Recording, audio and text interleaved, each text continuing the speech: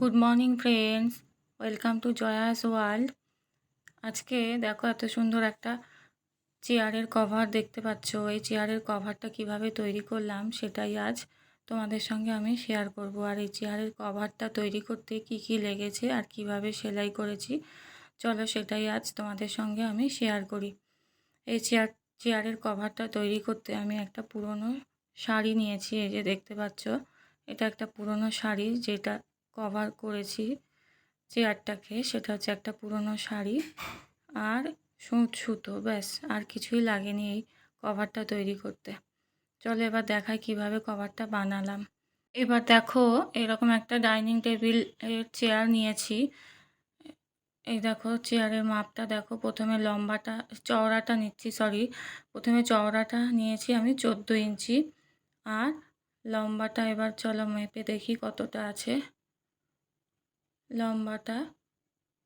এই যে এবার দেখো লম্বাটা নিয়েছি আমি 24 ইঞ্চি।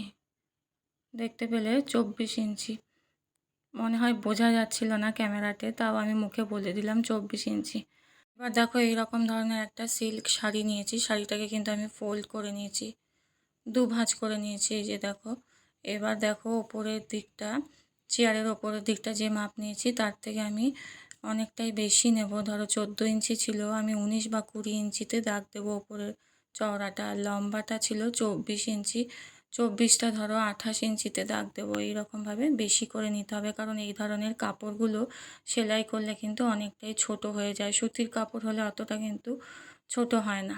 এবার দেখো এইভাবে লাইন টেনে নিচ্ছি চক দিয়ে, যেখানে আমি মার্ক করলাম। এবার কাঁচি দিয়ে কেটে নিচ্ছি। দেখো নিচের দিকটা আগে কাটছি, তারপরে এই পাশের দিকটা, পাড়টা কিন্তু আমি বাদ দিয়ে দেবো। শাড়িটার পাড়ের নিচ থেকে আমি মাপটা নিয়েছি, তাই এখান থেকে কেটে নিতে হবে।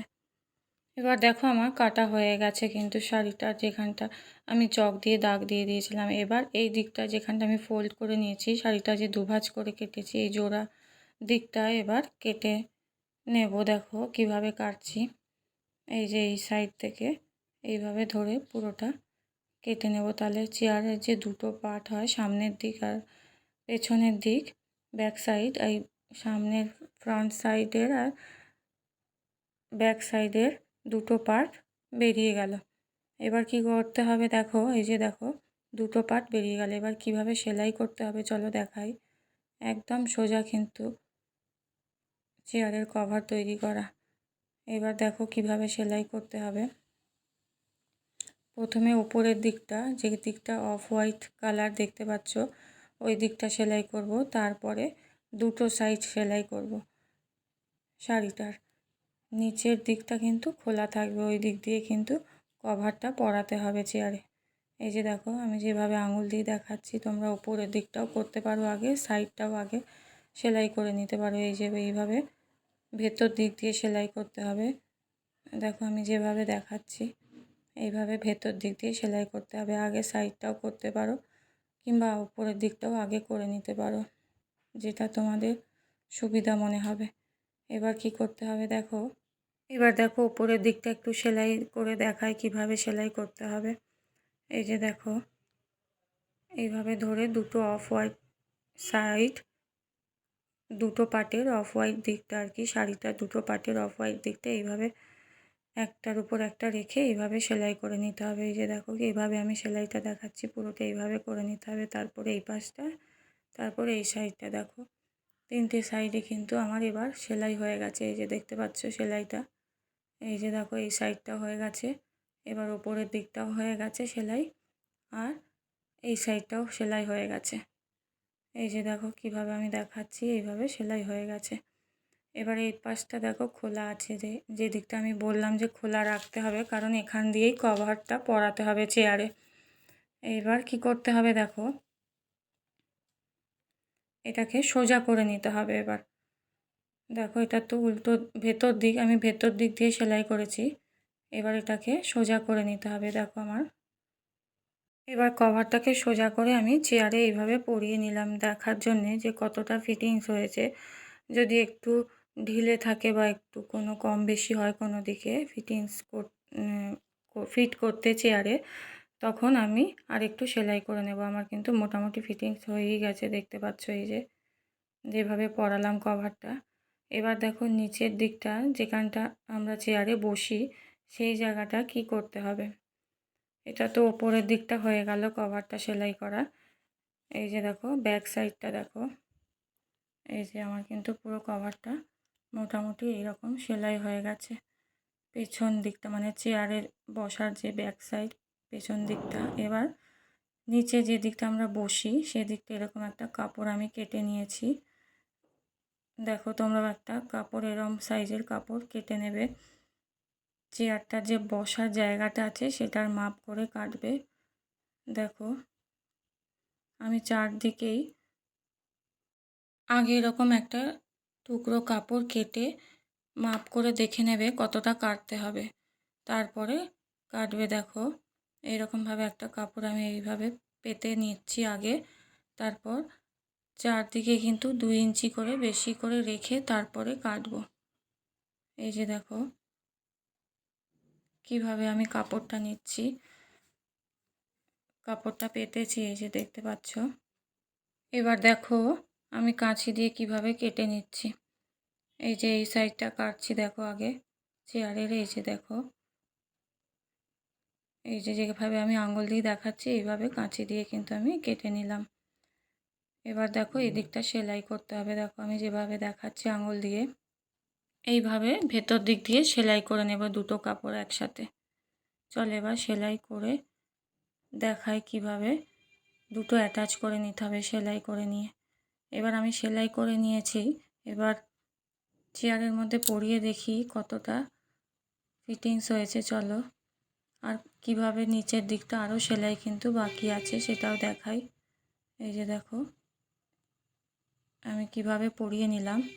আর দেখো যে দিকটা বসি আমরা সেই দিকটা যে আমি এক্সট্রা কাপড় নিয়ে কেটে সেলাই করলাম, ওই যে জুড়ে দিয়েছি ওই সাইডটা দেখতে পাচ্ছ। এই যে হাত দিলাম যেখানটা, এখানটা তো আমি সেলাই করলাম। এবার তোমাদের এক্ষুনি বললাম যে এখানটা সেলাই করতে হবে, সেলাই কিন্তু আমার হয়ে গেছে। এবার কি করতে হবে দেখো, এই যে দুটো সাইড, এই যে সুতো নিয়েছি আমি, দুটো সাইড কিন্তু চেয়ারের এইভাবে কোণ করে ধরে সেলাই করে নিতে হবে। এই যে যেভাবে আমি দেখাচ্ছি এইভাবে ধরে, তাহলে এখানটা ফিট হয়ে বসে যাবে। দেখো ভেতর দিক দিয়ে সেলাই করতে হবে কিন্তু। এই যে দেখো যেভাবে দেখাচ্ছি এই সাইডটা হয়ে গেলে আবার এর অপোজিট সাইডটাও একইভাবে সেলাই করে নিতে হবে। দেখো আমি কিভাবে ভেতর দিক দিয়ে সেলাই করছি, এই যে দেখতে পাচ্ছ। এই যে এইভাবে সেলাই করে নিতে হবে। একইভাবে ওই পাশটাও কিন্তু এরকমভাবে সেলাই করে নিতে হবে, তাহলে দুটো কোণ একসাথে ফিট হয়ে বসবে। এবার 4-5টা ফোল্ড করে কাপড়টা যে রয়েছে সেটা সেলাই করে নিতে হবে। এটা সেলাই হওয়ার পর চারদিকে আমি ফোল্ড করে সেলাই করে নেব। এবার চেয়ারের ব্যাক সাইডটা দেখো এইভাবে ফোল্ড করে সেলাই করে নিতে হবে কাপড়টাকে। এই যে দেখো যেভাবে আমি দেখাচ্ছি হাত দিয়ে এইভাবে আঙুলের সাহায্যে যেভাবে দেখাচ্ছি এইভাবে সেলাই করে নিতে হবে। এবার দেখো আমার কিন্তু মোটামুটি কভারটা তৈরি হয়ে গেছে। এই যে দেখো এই সাইডটাও কিন্তু আমি যে বলেছিলাম সেলাই করে নিয়েছি, এটাও কিন্তু সেলাই হয়ে গেছে। এবার যে এক্সট্রা যে কোণ দুটো এইভাবে বেরিয়ে আছে এই দুটোকে এইভাবে মুড়ে সেলাই করে দেব, ভেতর দিক দিয়ে সেলাই করে দেবো যেভাবে আমি দেখাচ্ছি। দেখো এইভাবে মুড়ে ধরে ভেতর দিক দিয়ে সেলাই করে দিতে হবে। দেখতে পাচ্ছ কিভাবে ধরেছি, এইভাবে ধরে সেলাই করে নিতে হবে। এই দিকটাও করতে হবে, তারপর এই সাইডটাও যে কোণটা বেরিয়ে আছে এই কোণটা মুড়ে সেলাই করে নিতে হবে। তোমাদের যদি কোণটা এক্সট্রা বেশি মনে হয় তাহলে তোমরা কেটে তারপর এইভাবে সেলাই করে নেবে যেভাবে আমি দেখালাম আঙুল দিয়ে। এই যে দেখো এই পাশটাও তাই কেটে নিতে পারো তোমরা, যদি এক্সট্রা বেশি কাপড় রয়েছে মনে হয় তাহলে কেটে তারপর মুড়িয়ে এইভাবে সেলাই করে নিতে হবে। এবার দেখো আমি কিন্তু কভারটা পরিয়ে নিয়েছি আর এই কোণ দুটো কিন্তু এইভাবে সেলাই করে নিয়েছি যেটা আমি দেখালাম তখন। এই যে দেখো এই কোণটাও সেলাই করেছি, ওই পাশেরটাও সেলাই করে নিয়েছি। এবার দেখো এইরকম একটা লম্বা কাপড় আমি ফোল্ড করে সেলাই করে নিয়েছি। চওড়াটা নিয়েছি 3 ইঞ্চির মতো আর লম্বাটা 56 ইঞ্চির মতো নিয়েছি। তোমরা মেপে দেখে নেবে কতটা নিতে হবে, যার যেমন চেয়ার সেই আন্দাজ করে এইভাবে মেপে দেখে নেবে। এটা একটা ডিজাইন আনার জন্যে চেয়ারটা কভারটা লাগানোর পর দেখে মনে হচ্ছিল কেমন একটা খালি খালি লাগছে, কিছু একটা মিসিং লাগছে, তাই জন্য আমি এরকম একটা ডিজাইন এনেছি। দেখো কত সুন্দর দেখতে লাগছে এবার কভারটা। এই লাস্টে এই ফিতেটা এইভাবে বেঁধে দেওয়ার জন্যে একটা আলাদা কিন্তু সৌন্দর্য এসে গেছে চেয়ারের কভারটায়। তো বন্ধুরা, কেমন লাগলো আমাকে অবশ্যই কিন্তু কমেন্ট করে জানিও। ভালো লেগে থাকলে লাইক করে দিও আর শেয়ার করে দিও, অন্যদের দেখার সুযোগ করে দিও। আজকের মতো আমি ব্লগটা এখানেই শেষ করলাম। দেখা হচ্ছে পরবর্তী ব্লগে।